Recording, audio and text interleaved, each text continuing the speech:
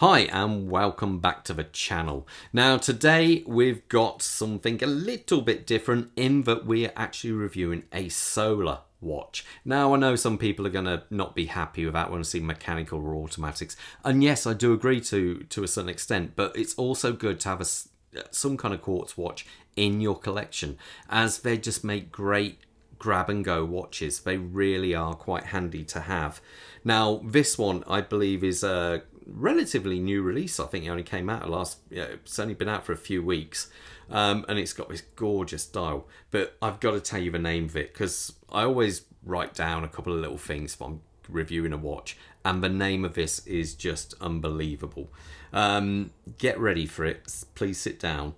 It is the Seiko Prospex Speedometer Solar Speed Timer Chronograph European Exclusive Limited Edition of 3000, reference number SSC937P1.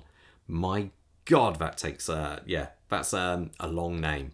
But anyway, before we get into the review, I've got to say a massive thank you to Ryan and the team over at Francis and Gay of Coventry. You know I'm going to say it, guys. Tons of goodies, well worth popping into the store if you're in the Midlands area. If you're a bit further afield, I'll leave a link to their website in the description below.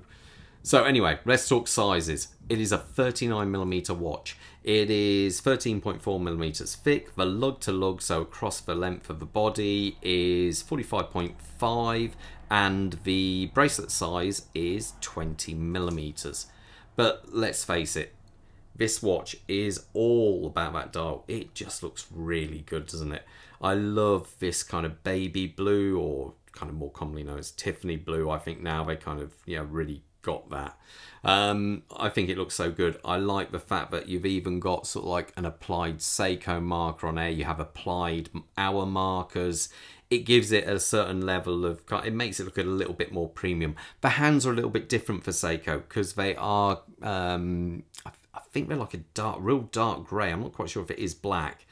And you do obviously have lumen there, as to at the 12, 3, 6, 9 hour markers. But to be fair, there's not a lot of it because this isn't actually a diver's watch. So we're so used to seeing the lume kind of be amazing on these, but not this one. It is good, but it's not the same as a dive watch. Now, we obviously have these subdials.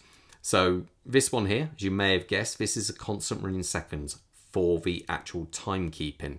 Now, this one down here has two different features. In its present guise, it is actually telling you the status of the battery power level. Now, this being solar, basically it charges up the capacitor, I presume, and powers it up. So what we've got here is full power. Now, this movement, the V192, can run for 6 months on this amount of power. All it then needs is some sunlight and it will bring it back up to charge. So I think it's quite good to know. But when you start a chrono running, so if I do that, it automatically levels up to the 12 o'clock position, and that becomes your minute counter for the chronograph. And I think that is quite cool actually, how they've mixed it in with the dial there. Now over here you have a 24-hour indicator. So at the moment, this is 16 minutes past 10 at night. So this is, what you call it, that's a nice way of knowing it. You do have the date window down here. Now, as you can see, it's recessed quite far back. Reason being, I presume, is these subdials here are actually part of the solar, they are the solar panels. They are what are collecting the sun's rays and turn that into energy. So that means you're not only accounting for the depth of the dial, but also the depth of these. And that's why the date wheel is pushed a little bit further back than you're kind of used to. One good thing to know, the second hand, you see it should jump over at that point. Is it going to jump? Boom. Yeah, it goes across. It runs at 1/5 of a second. So that's the kind of thing you've got going on there. If I reset that, so that pauses and then press, and that's it. That returns back. And you see that goes to back to the 12 o'clock. I think if I press this one, that gives you your power level, which is quite cool. I like how they've done that. It is something, yeah, it does look good.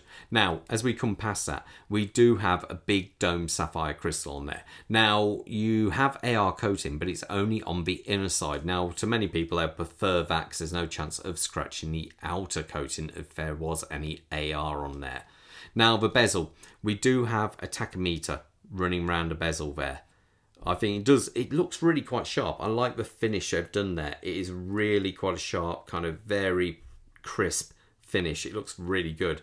Now, along the sides, we have polishing along there. We have this radial brushwork, which is done ever so fine going around there. And on this side, we have our pushers and crown. Now, being that this isn't a dive watch, it is just a standard push down crown. So if I pull it out, so it just locks out like that. Boom. There you go. And the pushers, yeah, nothing to write home about there. They're just nice, simple, clean and tidy. Now, the case back does actually have a limited edition number on there. Obviously, you can't see the movement on this type of watch. The actual bracelet, to be fair, it's not bad at all. It's really well finished. The clasp, I think, obviously, it's kind of I think it looks superb. There is a cover on there at the moment, but brushwork is absolutely spot on, really nice. Now, you do only get 2 levels of micro adjustment on this. Now, there's obviously no flip out for a dive link extension, but this watch is water resistant to 100 meters, which actually, let's face it, isn't bad at all. That means you haven't got to worry about getting this watch wet. Now, when you buy this watch, it doesn't just come with this bracelet, but you also get this strap here. So this is like a rally style strap, I suppose that holds me a racing strap, I think you'd call it. So it's a dark brown. You do get the contrast stitching going along there, and you get the Seiko proper pin and buckle there. On the back, it is signed. So I'm not going to bother swapping this over, but you get the idea, sort of like how it would look with that on. So I'm not sure. I think personally I could have gone for a different colour myself, or maybe kept the brown but gone with a little bit more kind of blue stitch on there. I think would have looked better myself. Let's have a quick wrist check and we'll put it on the wrist, see how it looks. I've said only 3,000 pieces. Quick wrist check. I'm wearing my first ever freehand watch I ever got when I was back 15, which seems like a very long time ago these days. And Bob is sporting a solar powered Seiko tuner. I picked this up the other day for my wife. Believe it or not, she has tiny dinky wrists, but she only likes larger kind of style watches, and this is one of her favourites. So I was offered a deal on that and I thought, well, it'd be rude not to. So anyway, let's put this on my wrist. My wrist size is 7¼ inches. So let's just put this on. Now, you can see there, that is how much strap size you do get. So you can probably cover, I'd say up to maybe an 8-inch wrist, maybe. And that's it on my wrist. I think it looks really quite cool. It's, I know it's not going to be for everyone, so yeah, we all like different things. But I think that is quite a nice kind of grab and go watch. I think it is quite cool. But anyway, let me know in the comments below what you guys think of it. And I'll always try and get back to them. But most importantly, stay safe out there. Take care. Bye.